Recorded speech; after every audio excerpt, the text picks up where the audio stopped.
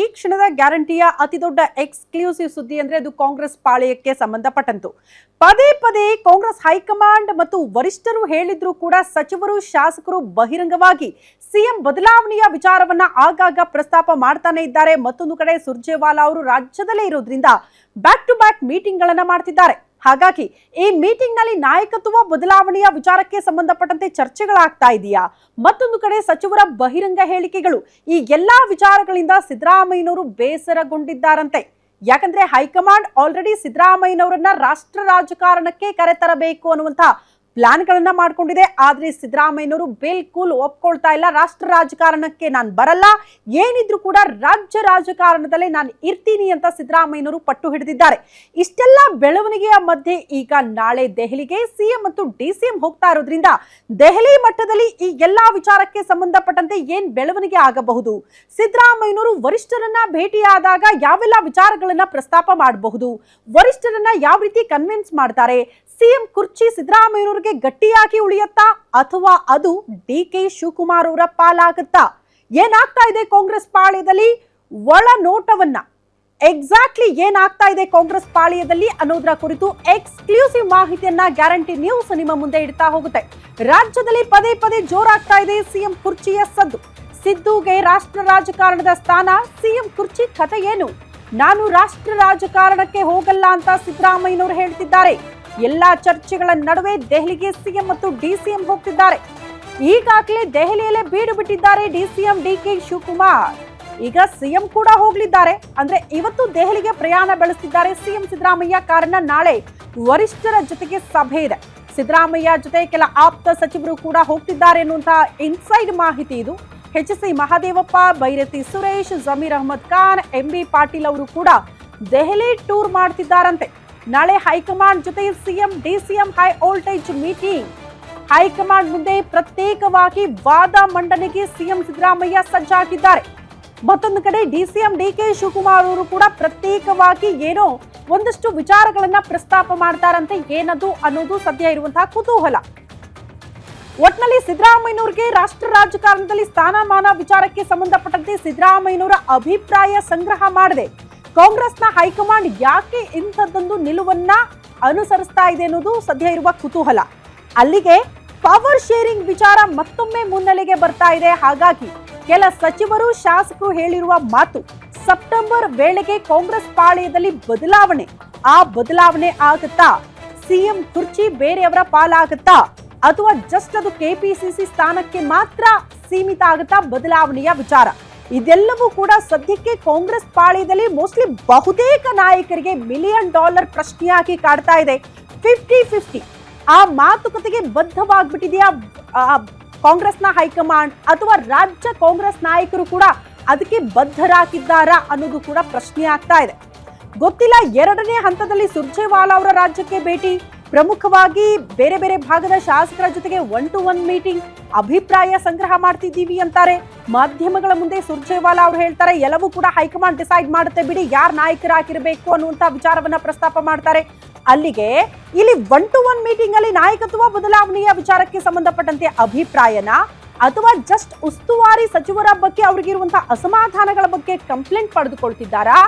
ಈ ಅಭಿವೃದ್ಧಿ ವಿಚಾರಗಳಿಗೆ ಸಂಬಂಧಪಟ್ಟಂತೆ ಅನುದಾನ ಕೊಡ್ತಾ ಇಲ್ಲ, ಶಾಸಕರ ಮಾತುಗಳಿಗೆ ಮನ್ನಣೆ ಇಲ್ಲ, ಸಚಿವರು ಡೋಂಟ್ ಕೇರ್ ಅನ್ನುವಂತ ನೀತಿ ಅನುಸರಿಸುತ್ತಿದ್ದಾರೆ, ಇಂಥ ಕಂಪ್ಲೇಂಟ್ ಗಳಿಗೆ ಮಾತ್ರ ಸಭೆ ಸೀಮಿತ ಆಗಿದೆಯಾ? ಅದರ ಹೊರತಾಗಿಯೂ ಕೂಡ ಸಿಎಂ ಬದಲಾವಣೆಯ ವಿಚಾರಕ್ಕೆ ಸಂಬಂಧಪಟ್ಟಂತೆಯೂ ಕೂಡ ಸುರ್ಜೇವಾಲಾ ಅವರು ಅಭಿಪ್ರಾಯ ಸಂಗ್ರಹ ಮಾಡ್ತಿದ್ದಾರೆ. ಈ ಎಲ್ಲಾ ವಿಚಾರಕ್ಕೆ ಸಂಬಂಧಪಟ್ಟಂತೆಯೂ ಕೂಡ ನಾಳೆ ದೆಹಲಿಯಲ್ಲಿ ಕಾಂಗ್ರೆಸ್ ಹೈಕಮಾಂಡ್ ಮಟ್ಟದಲ್ಲಿ ಆಗುವಂತಹ ಸಭೆಯಲ್ಲಿ ಚರ್ಚೆಯಾಗುತ್ತಾ? ಈ ಎಲ್ಲಾ ಕುತೂಹಲ ಸದ್ಯಕ್ಕೆ ಕಾಂಗ್ರೆಸ್ನಲ್ಲಿ ಆಗ್ತಾ ಇರುವಂತಹ ಸದ್ಯದ ಬೆಳವಣಿಗೆಗಳಿಗೆ ಸಂಬಂಧಪಟ್ಟಂತೆ ದೊಡ್ಡ ಮಟ್ಟದ ಕುತೂಹಲ ಅಂತೂ ಇದೆ. ಕಾರಣ ಸಿದ್ದರಾಮಯ್ಯನವರು ಆಲ್ರೆಡಿ ಬೇಸರಗೊಂಡಿದ್ದಾರಂತೆ. 2 ದಿನ ಆಗಿತ್ತು ಅವ್ರಿಗೆ ಹುಷಾರಾಗಿರ್ಲಿಲ್ಲ ಅನ್ನೋ ಕಾರಣಕ್ಕೆ ಎಲ್ಲೂ ಕೂಡ ಸಾರ್ವಜನಿಕವಾಗಿ ಕಾಣಿಸ್ಕೊಂಡಿರ್ಲಿಲ್ಲ. ಹಲವು ಸಭೆ ಸಮಾರಂಭಗಳನ್ನ ಕೂಡ ರದ್ದು ಮಾಡಿದ್ರು ಸಿದ್ದರಾಮಯ್ಯನವರಿಗೆ ಸ್ವಲ್ಪ ಆರೋಗ್ಯ ಸಮಸ್ಯೆ ಅನ್ನೋ ಕಾರಣಕ್ಕೆ. ಬಟ್ ಈಗ ಅದರಿಂದ ಚೇತರಿಸಿಕೊಂಡ ಬಳಿಕ ನೇರವಾಗಿ ದೆಹಲಿಗೆ ಹೋಗ್ತಾ ಇರೋದ್ರಿಂದ ದೆಹಲಿಯಲ್ಲಿ ವರಿಷ್ಠರನ್ನ ಭೇಟಿಯಾದಾಗ ಈ ಸಿಎಂ ಬದಲಾವಣೆಯ ವಿಚಾರಕ್ಕೆ ಸಂಬಂಧಪಟ್ಟಂತೆ ಯಾವೆಲ್ಲ ಚರ್ಚೆಗಳನ್ನ ಸಿದ್ದರಾಮಯ್ಯನವರು ಮಾಡ್ತಾರೆ, ತಮಗಿರುವಂತಹ ಬೇಸರ ಏನು, ಅದೆಲ್ಲವನ್ನ ಕೂಡ ವರಿಷ್ಠರನ್ನ ಭೇಟಿಯಾದಾಗ ಉಲ್ಲೇಖ ಮಾಡ್ತಾರೆ ಸಿದ್ದರಾಮಯ್ಯನವರು ಅನ್ನೋದು ಬಹಳ ಸ್ಪಷ್ಟವಾಗ್ತಾ ಇದೆ. ಒಂದ್ ಕಡೆ ಸಿದ್ದರಾಮಯ್ಯನವರ ಅಭಿಪ್ರಾಯ ಪಡೆದುಕೊಳ್ಳದೆ ನೀವು ರಾಷ್ಟ್ರೀಯ ರಾಜಕಾರಣಕ್ಕೆ ಅವ್ರನ್ನ ಕರೆತರಬೇಕು ಅನ್ನುವಂತಹ ಪ್ಲಾನಿಂಗ್ ಗಳನ್ನ ಮಾಡ್ತಿದ್ದೀರಿ ಅಂತ ಆದ್ರೆ ಸಿದ್ದರಾಮಯ್ಯನವರನ್ನ ಹಾಗಾದ್ರೆ ಸಿಎಂ ಕುರ್ಚಿಯಿಂದ ಕೆಳಗಿಳಿಸಬೇಕು ಅನ್ನುವಂತಹ ಪ್ಲಾನ್ ಹೈಕಮಾಂಡ್ ಮಟ್ಟದಲ್ಲಿ ಆಲ್ರೆಡಿ ಆಗ್ಬಿಟ್ಟಿದೆಯಾ? ಆ ಮಾತುಗಳೇ ಈಗ ರಾಜ್ಯ ಕಾಂಗ್ರೆಸ್ ನಾಯಕರಿಂದ ಆಚೆ ಬರ್ತಾ ಇದೆಯಾ? ಇದೆಲ್ಲವೂ ಕೂಡ ಸದ್ಯಕ್ಕೆ ಇರುವಂತಹ ಕುತೂಹಲ ಈ ಬೆಳವಣಿಗೆಯಿಂದ. ಮತ್ತೊಂದು ವಿಚಾರ ನಾವು ಗಮನಿಸಬೇಕು, ಸಿದ್ದರಾಮಯ್ಯನವರು ಇಫ್ ಸಪೋಸ್ ನನ್ನನ್ನ ನೀವು ಸಿಎಂ ಸ್ಥಾನದಿಂದ ಕೆಳಗಿಳಿಸ್ತೀರಿ ಅಂದ್ರೆ ಏನೆಲ್ಲ ಡಿಮ್ಯಾಂಡ್ಗಳನ್ನ ಕೂಡ ವರಿಷ್ಠರ ಮುಂದೆ ಇಡಬಹುದು ಅನ್ನೋದು ಕೂಡ ಕುತೂಹಲ. ಕಾರಣ ಅವರ ಆಪ್ತ ಬಳಗದಲ್ಲಿ ಇರೋರಿಗೆ ಕೆಲವರಿಗೆ ಸ್ಥಾನಮಾನ ಕೊಡಬೇಕು ಅನ್ನುವಂತಹ ಡಿಮ್ಯಾಂಡ್ ಇಡಬಹುದು. ಸಿದ್ದರಾಮಯ್ಯನವರು ಮೋಸ್ಟ್ಲಿ 5 ವರ್ಷ ಕೆಳಗಿಳಿಯಲ್ಲ ಅನ್ನುವಂತಹ ಡಿಮ್ಯಾಂಡ್ ಅನ್ನ ಇಡಬಹುದು. ಸೊ ಈ ಎಲ್ಲ ಬೆಳವಣಿಗೆಗಳು ದೆಹಲಿ ಮಟ್ಟದಲ್ಲಿ ಆಗುತ್ತೆ ಅನ್ನೋದು ಇನ್ಸೈಡ್ ಮಾಹಿತಿ. ಈ ಬಗ್ಗೆ ಮತ್ತಷ್ಟು ಡೀಟೇಲ್ಸ್ ಅನ್ನ ಪಡ್ಕೊಳ್ಳೋಣ. ನಮ್ಮ ಪ್ರತಿನಿಧಿ ದುರ್ಗೇಶ್ ನೇರ ಸಂಪರ್ಕದಲ್ಲಿ ಜಾಯಿನ್ ಆಗ್ತಿದ್ದಾರೆ.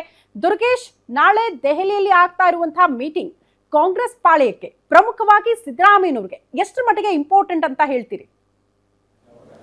ಎಸ್ ಶ್ರುತಿ, ರಾಜ್ಯ ರಾಜಕೀಯ ಇದೀಗ ದೆಹಲಿ ಅಂಗಳಕ್ಕೆ ತಲುಪಿರುವಂಥದ್ದು. ಹೈಕಮಾಂಡ್ ನಾಯಕರ ಭೇಟಿಗೆ DCM DK ಶಿವಕುಮಾರ್ ಮತ್ತು CM ಸಿದ್ದರಾಮಯ್ಯ ಮುಂದಾಗ್ತಿದ್ದಾರೆ. CM 3 ದಿನಗಳ ಕಾಲ ದೆಹಲಿ ಪ್ರವಾಸದಲ್ಲಿದ್ದರೆ DK ಶಿವಕುಮಾರ್ ಈಗಾಗಲೇ ದೆಹಲಿ ಪ್ರವಾಸವನ್ನು ಕೈಗೊಂಡಿರುವಂಥದ್ದು. ಈ ಒಂದು ಪ್ರವಾಸ ಬಹಳ ಮಹತ್ವವನ್ನು ಪಡೆದುಕೊಂಡಿದೆ. ಯಾಕಂದರೆ ರಾಜ್ಯದಲ್ಲಿ CM ಕುರ್ಚಿಯ ಫೈಟ್ ಏನು ನಡೀತಾ ಇದೆ, ಈ ಒಂದು ಫೈಟ್ ವಿಚಾರಕ್ಕೆ ಸಂಬಂಧಪಟ್ಟಂತೆ ಒಂದು ಕ್ಲಾರಿಟಿಯನ್ನು ತೆಗೆದುಕೊಳ್ಳೋದಕ್ಕೆ CM ಸಿದ್ದರಾಮಯ್ಯ ಮುಂದಾಗ್ತಿದ್ದಾರೆ. ಇದೆಲ್ಲದರ ನಡುವೆ ಇದೀಗ ಹಿಂದುಳಿದ ವರ್ಗಗಳ ಸಲಹಾ ಮಂಡಳಿಯ ಸದಸ್ಯತ್ವ ಸ್ಥಾನಕ್ಕೆ CM ಸಿದ್ದರಾಮಯ್ಯ ಅವರನ್ನು ನೇಮಕ ಮಾಡಲಾಗಿದೆ. ಈ ನಿಟ್ಟಿನಲ್ಲಿ CM ಸಿದ್ದರಾಮಯ್ಯ ರಾಷ್ಟ್ರ ರಾಜಕಾರಣಕ್ಕೆ ಹೋಗ್ತಾರೆ ಅನ್ನೋದು ಕೂಡ ಬಹಳಷ್ಟು ಚರ್ಚೆ ಆಗ್ತಾ ಇದೆ. ಪವರ್ ಶೇರಿಂಗ್ ಮಾತಿನ ಬೆನ್ನಲ್ಲೇ ಇದೀಗ ರಾಷ್ಟ್ರ ರಾಜಕಾರಣಕ್ಕೆ ಸಿದ್ದರಾಮಯ್ಯ ಅವರನ್ನು ನೇಮಕ ಮಾಡುವ ಮೂಲಕ ರಾಜ್ಯದಲ್ಲಿ CM ಅವರ ಬದಲಾವಣೆ ಏನಾದರೂ ಆಗತ್ತಾ ಅನ್ನೋದು ಕೂಡ ಬಹಳಷ್ಟು ಚರ್ಚೆ ಆಗ್ತಿರುವಂಥದ್ದು. ಈ ನಿಟ್ಟಿನಲ್ಲಿ DCM DK ಶಿವಕುಮಾರ್ ಅವರು ಕೂಡ ದೊಡ್ಡ ಗಾಳವನ್ನು ಉರುಳಿಸೋಕ್ಕೆ ಮುಂದಾಗ್ತಿದ್ದಾರೆ. ಪವರ್ ಶೇರಿಂಗ್ ವಿಚಾರವನ್ನು ಪದೇ ಪದೇ ಮಾತಾಡ್ತಿದ್ದಂಥ DK ಶಿವಕುಮಾರ್ ಸದ್ಯ CM ಬದಲಾವಣೆ ಆದರೆ ನಾನೇ ಮೇನ್ ಆಕಾಂಕ್ಷಿ, ನನಗೂ ಕೂಡ CM ಆಗುವಂಥ ಎಲ್ಲ ಅವಕಾಶಗಳಿದ್ದಾವೆ ಅನ್ನುವಂಥ ಮಾತುಗಳನ್ನು ನೇರವಾಗಿ ಹೇಳ್ತಿರುವಂಥದ್ದು. ಈ ನಿಟ್ಟಿನಲ್ಲಿ CM ಬದಲಾವಣೆಯ ವಿಚಾರ ಬಹಳಷ್ಟು ಚರ್ಚೆ ಆಗ್ತಿರೋದ್ರಿಂದ, ಪರ ವಿರೋಧ ಚರ್ಚೆ ಕೂಡ ಜಾಸ್ತಿ ಆಗಿರೋದ್ರಿಂದ CM ಸಿದ್ದರಾಮಯ್ಯ ಪರ ಕೆಲವೊಂದಿಷ್ಟು ಆಪ್ತ ಸಚಿವರು ಕೂಡ ಇವತ್ತು ದೆಹಲಿಗೆ ತೆರಳುತ್ತಿದ್ದಾರೆ. ಅವರ ಪರವಾಗಿ ಬ್ಯಾಟಿಂಗನ್ನು ಬೀಸೋದಂತೂ ಖಚಿತ ಆಗುತ್ತೆ. ಆದರೆ KPCCಯ ಅಧ್ಯಕ್ಷ ಸ್ಥಾನವನ್ನು ಬದಲಾವಣೆ ಮಾಡಬೇಕು ಅನ್ನೋ ನಿಟ್ಟಿನಲ್ಲೂ ಕೂಡ CM ಸಿದ್ದರಾಮಯ್ಯ ಆಪ್ತ ಬಳಗ ಬಹಳಷ್ಟು ಒತ್ತಾಯವನ್ನು ಮಾಡ್ತಾ ಇತ್ತು. ಹೈಕಮಾಂಡ್ ನಾಯಕರನ್ನು ನೇರವಾಗಿ ಭೇಟಿಯಾಗಿ ತಮ್ಮ ಸಚಿವ ಸ್ಥಾನವನ್ನು ತ್ಯಾಗ ಮಾಡೋದಕ್ಕೆ ನಾವು ಸಿದ್ಧವಿದ್ದೇವೆ, ಆದರೆ ಪಕ್ಷ ಸಂಘಟನೆಗೆ ಒತ್ತು ಕೊಡ್ತೀವಿ ಅನ್ನೋಂಥ ಕೆಲಸಗಳನ್ನ ಮಾಡ್ತಿದ್ರು. ಆದರೆ ಇದೆಲ್ಲದರ ನಡುವೆ ಇವತ್ತು ಹೋಗಿರುವಂಥ ಭೇಟಿ ಬಹಳಷ್ಟು CM ಬದಲಾವಣೆ ವಿಚಾರ ಒಂದು ಕಡೆ ಆದರೆ, ಸಚಿವ ಸಂಪುಟ ಪುನರ್ರಚನೆ, ವಿಧಾನ ಪರಿಷತ್ ಸ್ಥಾನಗಳ ಒಂದು ವಿಚಾರಗಳಾಗಿರ್ಬೋದು, ನಿಗಮ ಮಂಡಳಿ ಅಧ್ಯಕ್ಷ ಸ್ಥಾನವಿರ್ಬೋದು, ಅದರ ಜೊತೆಗೆ ಹೈಕಮಾಂಡ್ ನಾಯಕರ ಭೇಟಿಗೆ ಮೊನ್ನೆಯಷ್ಟೇ CM ಸಿದ್ದರಾಮಯ್ಯ ದೆಹಲಿ ಪ್ರವಾಸ ಕೈಗೊಂಡಿದ್ದರು. ರಾಹುಲ್ ಗಾಂಧಿ ಅವರನ್ನ ಖುದ್ದಾಗಿ ಭೇಟಿ ಮಾಡಬೇಕಂತಾನೆ ಪ್ಲ್ಯಾನ್ ಮಾಡ್ಕೊಂಡು ಹೋಗಿದ್ರು. ಆದರೆ ಕೊನೆ ಕ್ಷಣದಲ್ಲಿ ರಾಹುಲ್ ಗಾಂಧಿ ವಿದೇಶದಿಂದ ಬರೋದು ಮಿಸ್ ಆಗಿತ್ತು. ಹೀಗಾಗಿ ರಾಹುಲ್ ಗಾಂಧಿ ದೆಹಲಿಗೆ ಬಂದಿದ್ದಾರೆ. ಅವರನ್ನು ಭೇಟಿಯಾಗಿ ಈ ಒಂದು ಎಲ್ಲ ಅಂಶಗಳ ಬಗ್ಗೆ ಕ್ಲಾರಿಟಿಯನ್ನು ಪಡೆದುಕೊಳ್ಳೋದಕ್ಕೆ ಮುಂದಾಗ್ತಿದ್ದಾರೆ. ನಾಳೆ ಮಲ್ಲಿಕಾರ್ಜುನ್ ಖರ್ಗೆ, ರಾಹುಲ್ ಗಾಂಧಿ, ಸುರ್ಜೇವಾಲಾ, KC ವೇಣುಗೋಪಾಲ್ ಅವರ ನೇತೃತ್ವದಲ್ಲಿ ಮಹತ್ವದ ಸಭೆ ಕೂಡ ನಡೆಯುವಂಥದ್ದು. ಹೀಗಾಗಿ ರಾಜ್ಯ ರಾಜಕಾರಣದ ಬಗ್ಗೆ ಕೆಲವೊಂದಿಷ್ಟು ಕ್ಲಾರಿಟಿಯನ್ನು ಪಡೆದುಕೊಳ್ಳೋದಕ್ಕೆ CM Siddaramaiah, DCM DK Shivakumar ಮುಂದಾಗ್ತಿದ್ದಾರೆ.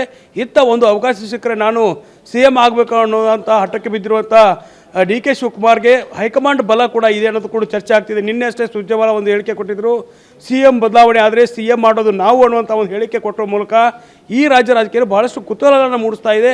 CM Siddaramaiah ಮತ್ತು DK ಶಿವಕುಮಾರ್ ಅವರ ಹೈಕಮಾಂಡ್ ಭೇಟಿಯ ನಾಳೆ ಸಭೆ ಯಾವ ರೀತಿಯ ಒಂದು ಕುತೂಹಲಕ್ಕೆ ಕಾರಣ ಆಗುತ್ತೆ, ಯಾವೆಲ್ಲ ಬದಲಾವಣೆಗಳಾಗುತ್ತೆ, ಅದರ ಜೊತೆಗೆ ಸಚಿವ ಸಂಪುಟ ಪುನರ್ರಚನೆಗೆ ಒಂದು ಅಂಕುಶವನ್ನು ನಂದಿಯನ್ನು ಹಾಡುತ್ತಾ, ಅದರ ಜೊತೆಗೆ ನಿರ್ಲಕ್ಷ್ಯವಾಗಿರುವಂಥ ಶಾಸಕರ ಒಂದು ಆರೋಪ ಇದೆ, ನಿಷ್ಕ್ರಿಯವಾಗಿರುವಂಥ ಸಚಿವರನ್ನು ತೆಗೆದುಹಾಕಬೇಕು ಅನ್ನುವಂಥ ದೂರುಗಳು ಸಾಲಾಗಿ ಕೇಳಿಬರ್ತಿರೋದ್ರಿಂದ ಸುರ್ಜೇವಾಲಾ ಅವರು ಕೂಡ ಸಭೆಯ ಒಂದು ರಿಪೋರ್ಟನ್ನು ಹೈಕಮಾಂಡ್ ನಾಯಕರಿಗೆ ಕೊಡ್ತಾರೆ.